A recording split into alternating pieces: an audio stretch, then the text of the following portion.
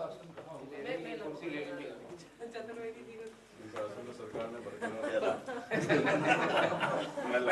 ने हमने इस 5 दिवसीय कार्यशाला में वेद के विभिन्न आयामों पर चर्चा भी की। वेद विज्ञान है, इस विषय पर भी हमने थोड़ा सा चर्चा हुई और ये कहा गया है विज्ञानेन वा ऋग्वेदम विजानाति इमांच लोकमुंच विज्ञानम ब्रह्मोत्यु महावेद। छंदोग्य उपनिषद का ये श्लोक है कि विज्ञान के द्वारा हम अथर्ववेद को जाने और परलोक आदि विषयों पर भी हम चर्चा करें। ये विषय भी यहाँ आया और संपूर्ण लौकिक परलौकिक पदार्थों का मिश्रण भी हमने यहाँ देखा कि प्रत्यक्ष और अप्रत्यक्ष रूप से भी हम इन पदार्थों का मिश्रण करके कैसे कार्य करें आगे, इस विषय पर भी चर्चा आई। और चूंकि हमारे बीच अधिकृत विद्वान बैठे हैं, मैं सर्वप्रथम आमंत्रित कर रहा हूं प्रोफेसर ओम प्रकाश जी पांडे को कि आप इस 5 दिवसीय कार्यशाला में जो कुछ हुआ उसका कुछ सार गर्भित, क्योंकि आपका भी सानिध्य 5 दिन रहा है, तो आप सारांश में कुछ और प्रतिभागियों को दे पाएं। भविष्य की रूपरेखा तो निश्चित रूप से बनेगी ही। बंधुओं और बांधवियों,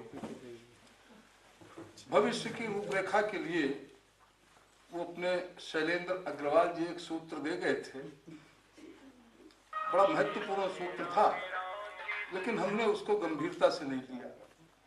मुझे भी लगा ये कह रहे हैं कि आगे सब लुप्त हो जाएगा, तो मैं एक छोटी सी 1-1.5 मिनट की कहानी आपको बता देता हूँ। उनका जो अभिप्राय था किस रूप में था और आगे क्या किस रूप में हमको आगे बढ़ना चाहिए। एक राजा ने अपने मंत्री को कैद कर लिया। अब चूंकि मंत्री था इसलिए उसने उसको साधारण कैद खाने में नहीं रखा, अपने महल के सबसे ऊंचे तल पर एक कैद कर दिया और कहा भाई यहाँ जो छत है इस पर तुम घूम सकते हो और तुम्हारे परिवारीजन भी तुमसे मिल सकते हैं। तो उसके परिवारीजन मिलने आए। उन्होंने कहा आपका हम लोगों के लिए क्या संदेश है? तो उसने कहा भाई 4-5 चीजें ले आना। एक मोटा रस्सा ले आना, फिर एक पतली रस्सी ले आना, फिर एक रेशमी लच्छी ले आना, एक गुबरेला कीड़ा ले आना और एक बूंद शहद की ले आना। तो उसका निर्देश ये था कि गुबरेले कीड़े की, गोबर का एक कीड़ा होता है जो गंध के अनुसार बढ़ता जाता है, कहा उसकी नाक पर जरा सा शहद लगा देना, फिर उसकी टांग में रेशम की डोरी फंसा देना। तो उस गुबरेला कीड़ा ऊपर चढ़ता जाएगा और उसके सहारे वो रेशमी लच्छी ऊपर पहुंच जाए। रेशमी लच्छी जब पहुंच जाए तो उसमें पतली डोरी बांध देना। पतली डोरी पहुंच गई और पतली डोरी भी जब पहुंच गई तो कहा अब इसमें तुम थोड़ा मोटी डोरी बांध देना। वो भी ठीक है, वो भी पहुंच गई। कहा अब इसमें तुम रस्सा बांध देना। ऊपर तक रस्सा पहुंच गया और वो मंत्री उस रस्से को पकड़कर उतर आया और राजा भी उसकी बुद्धिमत्ता से प्रसन्न हुआ कि इसने अपने मोक्ष का उपाय स्वयं खोज लिया। उसके लिए मधुसूदन ओझा के ग्रंथों का पारायण नहीं करना पड़ा इसको। तो ये अब हम संस्कृत के विद्यार्थियों को सीधे या वेद के विद्यार्थियों को सीधे उनकी गले पर बड़ा सा रस्सा रख देते हैं। पहले धीरे से एक मिठास जिसको कहते हैं, अब वेद जब मधु वाता रितायन्ते मधुक्षरन्त सिंधवा माधवीर न संतु औषधि मधुनक्त मुतोससो, जब मधुमेहता की बात कर रहा है, वो गोबर के कीड़े के उसको स्वाद नहीं मिला। स्वाद मिलता भी बड़ी देर से है।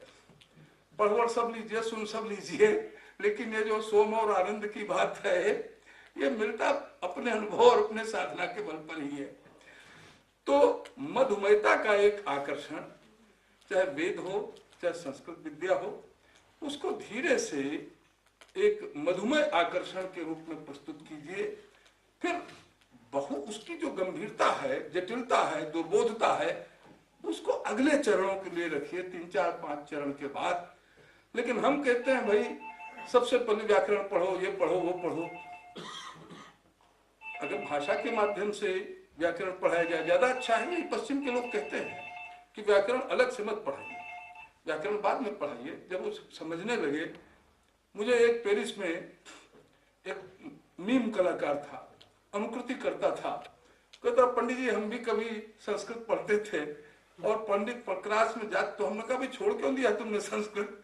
कहा हमारे गुरुजी जो हमको पढ़ाते थे वो कहते थे रूप सुनाओ, नरी के रूप पूछते थे, मैं सुना नहीं पाता था तो वो सजा देते थे, तो व्यंग्य में कहता था नरी, वो बेंच पर खड़ा कर देते थे मुझे, तो कहते थे नरी नरो नरा, नीचे सिर ऊपर धड़ा।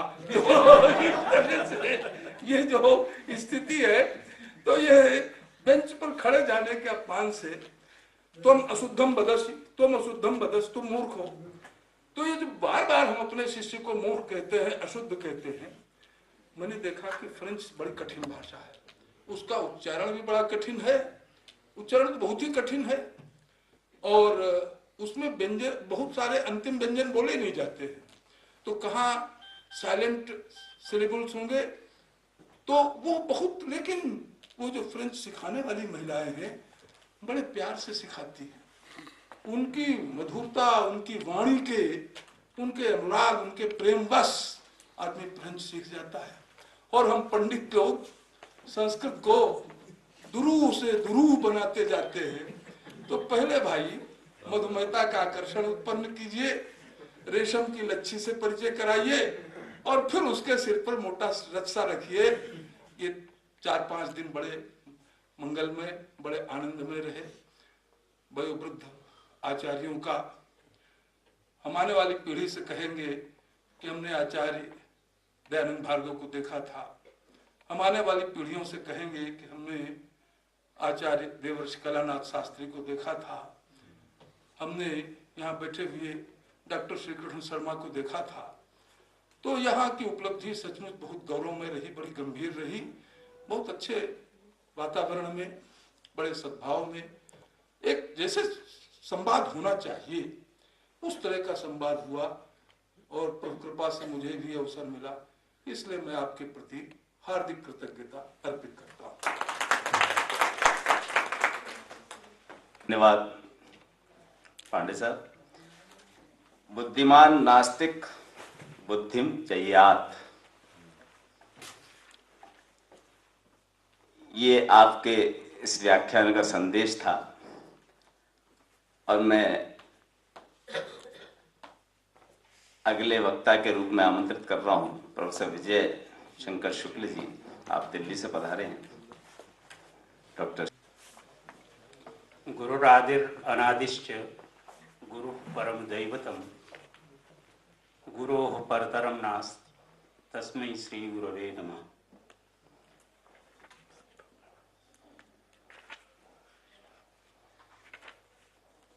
आचार्य प्रोफेसर पांडे जी के बाद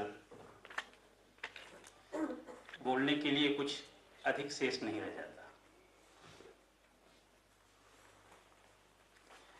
सर्वप्रथम मैं इस बात का उल्लेख करना चाहूँगा कि हम अपने प्राचीन आचार्यों का स्मरण करते हैं,